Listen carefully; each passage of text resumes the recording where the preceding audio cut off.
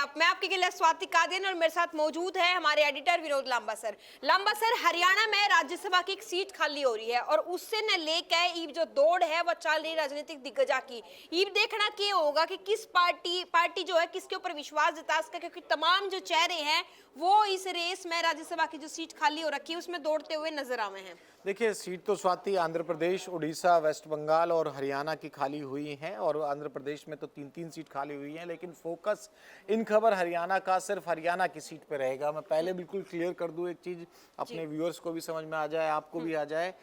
कायदे से तो यहाँ कांग्रेस भी लड़ सकती थी, लेकिन 51 से ज्यादा नंबर हैं, करीब करीब 51 है। 48 खुद के विधायक भाजपा के पास हैं और 37 विधायकों वाली कांग्रेस इस राज्यसभा में अगर अपना कोई दावेदार पेश भी करती है तो भी उसका फायदा नहीं होगा। फर्स्ट प्रेफरेंस वोट में ये तय है कि भाजपा अपना सांसद बना के चली जाएगी और भले ही लोकसभा में 5-5 का मुकाबला नजर आपको आता हो, 5 सांसद कांग्रेस के हैं, 5 भाजपा के हैं, लेकिन राज्यसभा में एक तरह से क्लीन स्वीप हो जाएगा इस बार कांग्रेस का, क्योंकि ये कृष्णलाल पवार साहब के रेजिग्नेशन के बाद वो विधायक बने, मंत्री बने, उन्होंने रेजिग्नेशन दिया।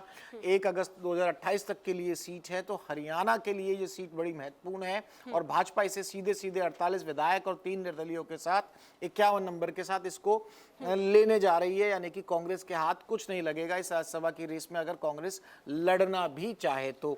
अब आपने कहा कि इसमें कौन कौन है, आप शुरू कीजिए, फिर थोड़ा सा मैं विस्तार से अपने व्यूअर्स को बताता हूं। बिल्कुल, संजय भाटिया की तस्वीर आप देख रहे हैं, रेस में ये भी है। इसके अलावा प्रदेश अध्यक्ष है मोहनलाल बड़ोली और सांसद जो है पूर्व में रह चुकी है सुनीता दुग्गल। ये वो तमाम चेहरे जो इस राज्यसभा सीट खाली होने के बाद रेस में दौड़ते हुए नजर आ रहे हैं ताकि वो भी राज्यसभा तक मुझे लगता है कि मोहनलाल बड़ौली साहब खुद भी मना कर रहे हैं, इनसे भी जो बातचीत हुई है। इसके अलावा संजय भाटिया साहब का भी दावा उतना मजबूत नजर नहीं आता और सुनीता दुग्गल को लोकसभा चुनाव में टिकट कटने के बाद जिस तरह से आपको याद होगा कि टिकट मिली थी तंवर साहब को, तो तंवर साहब आए थे भाजपा में, कुछ समय के लिए चुनाव लड़े, हार के चले गए, लेकिन इनको विधानसभा की टिकट मिली, विधानसभा में ये हार गई। तो ये 3 जो दावेदार नाम इनके जरूर चल रहे हैं, कोई आ जाए तो सरप्राइज में मत होइएगा, लेकिन पुख्ता खबर इन खबर हरियाणा आपको हमेशा दिखाता है। और अब जो हमारे सोर्सेज से खबर है स्वाति, फोकस में आपका थोड़ा लेफ्ट की तरफ ले जाना चाहूंगा।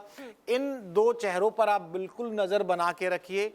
कुलदीप बिश्नोई साहब की जो लगातार मीटिंगें हुई हैं पिछले दिनों, उनकी मुलाकात किस किस से हुई, उनकी मुलाकात बिल्कुल, गृह मंत्री जो है अमित शाह, उनसे कुलदीप बिश्नोई की मुलाकात हुई। उसके बाद राष्ट्रीय अध्यक्ष हैं, राष्ट्रीय अध्यक्ष यानी कि जेपी नड्डा, उनसे भी उनकी मुलाकात हुई और फिर केंद्र में जो पहुंच गए हैं, यानी कि हरियाणा में जो पूर्व मुख्यमंत्री रहे हैं मनोहर लाल और हरियाणा बीजेपी के चाणक्य भी इनको कहा जाए तो गलत नहीं होगा, क्योंकि इनकी सहमति कहीं ना कहीं बहुत मैटर करती है। पूर्व मुख्यमंत्री हैं और इनकी बात को आलाकमान हमेशा वजन देता है टिकट बंटवारे से, और हमने तमाम चीजें देखी हैं। तो 3 मुलाकातों के बाद कुलदीप बिश्नोई के नाम पर लगभग ये लग रहा था कि राज्यसभा की सीट ले जाएंगे कुलदीप बिश्नोई। इनके बेटे चुनाव हार चुके हैं और लोकसभा हो, विधानसभा हो या राज्यसभा हो, भजनलाल परिवार का फिलहाल हरियाणा में कोई रिप्रेजेंटेशन नहीं है और कुछ बिश्नोई जिस तरह से राजस्थान में भी हैं, एक बड़ी वजह है। और इन 3 मुलाकातों ने सबसे ज्यादा चर्चित चेहरे के तौर पर कुलदीप बिश्नोई साहब को राज्यसभा के लिए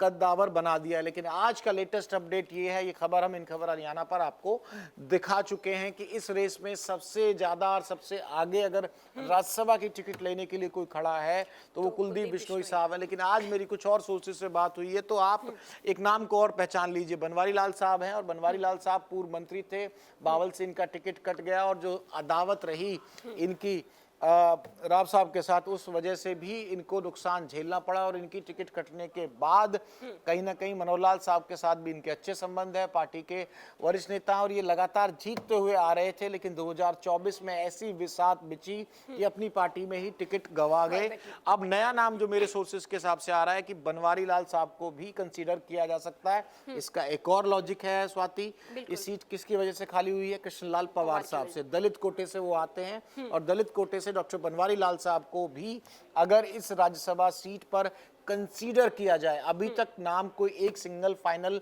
कहा नहीं जा सकता, क्योंकि इससे पहले स्वाति मेरी आपकी खबर थी, किरण चौधरी वाली इन खबर हरियाणा ने बिल्कुल क्लियर कट एक सिंगल नाम के साथ अपने तमाम व्यूअर्स के सामने रख दी थी। लेकिन फिलहाल अगर मेरे से आप पूछे तो मैं कहूंगा कि मेरे हिसाब से जो मेरे सोर्सेज कह रहे हैं, किसी ने आधिकारिक रूप से हमें बताया नहीं है, तो हम किसी का नाम यहाँ कोट नहीं करेंगे। लेकिन मैं ये तस्वीर दिखाकर ये समझा सकता हूँ कि ये दो चेहरे हैं जो मेरे सोर्सेज मुझे अभी तक इंडिकेट कर रहे हैं, और इस खबर तक दिखाए जाने तक मैं ये कह सकता हूँ कि सबसे ज्यादा प्रबल चांसेस यहाँ बनवारी लाल के अलावा अगर हैं तो कुलदीप बिश्नोई साहब के हैं। तो कुलदीप बिश्नोई साहब और बनवारी लाल साहब में से कोई चेहरा अगर राज्यसभा का टिकट लेने में आखिरकार कामयाब हो जाए, या राज्यसभा भाजपा अपना टिकट उनको दे दे, तो बड़ी बात नहीं होगी। और आपने इन चेहरों का जिक्र किया, मोहनलाल बडौली साहब बना कर रहे हैं कि प्रदेश अध्यक्ष होने के नाते वो अपनी जिम्मेवारी पर हैं। संजय भाटिया साहब का नाम बड़े जोर शोर से चला, सुनीता दुग्गल का, इनके भी अच्छे रिलेशंस बड़े तगड़े पार्टी में, चाहे हरियाणा स्तर पर हों या फिर कहें कि आला कमान के साथ और पार्टी के साथ इनका एक जो नाता है कार्यकर्ता के तौर पर बड़ा मजबूत नाता है। लेकिन ओवरऑल जो मेरे सोर्सेज की खबर है उसमें मुझे लग रहा है कि यहाँ कुलदीप बिश्नोई साहब और बनवारी लाल साहब में से टक्कर बन सकती है। बिल्कुल। और कृष्णलाल पवार का हमने जिक्र करा, 2014 का जो बात करें हम, तो इनेलो छोड़ के वह भाजपा में शामिल हुए थे। 2014 में इस राणा तब भाजपा के विधायक बने, परिवहन मंत्री बनाया गया उनको।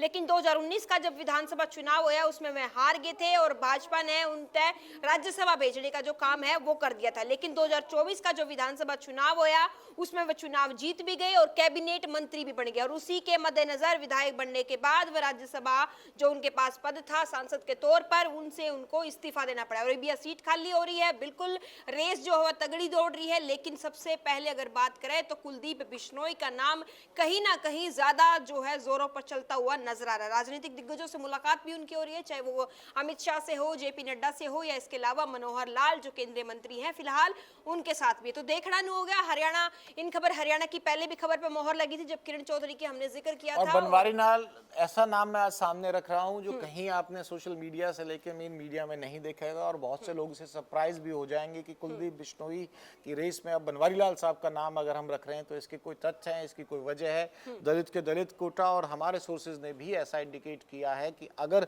ये हो जाए तो आप सरप्राइज मत होइएगा। तो वो सरप्राइज एलिमेंट खत्म करते हुए सोर्सेज से एक खबर हम आपके सामने लेकर आए हैं। निश्चित तौर पर कुलदीप बिश्नोई साहब इसके लिए फ्रंट रनर नजर जरूर आ रहे हैं। पहले नाम मोहनलाल बडौली साहब का था, लेकिन अब वो इतना प्रबल नजर नहीं आ रहे। तो 5 नाम 5 फोटो हमने आपके सामने रखकर पूरी खबर समझा दी है। और स्वाति सीधा सवाल पूछने के लिए जानी जाती है, तो सीधा सवाल तो स्वाति मेरा यही है कि अभी एक सिंगल नाम पर मैं पिन पॉइंट नहीं कर सकता, लेकिन कुलदीप बिश्नोई एज पर जरूर है, लेकिन बनवारी लाल साहब भी अभी रेस में है। बिल्कुल रेस में है। और ये देखना नहीं होगा कि पार्टी किसके ऊपर विश्वास जताओगी, किन्हें टिकट देगी, राज्यसभा भेजने का काम करेगी। इन खबर हरियाणा लगातार आपको अपडेट देता रहूंगा। राम राम, नमस्कार।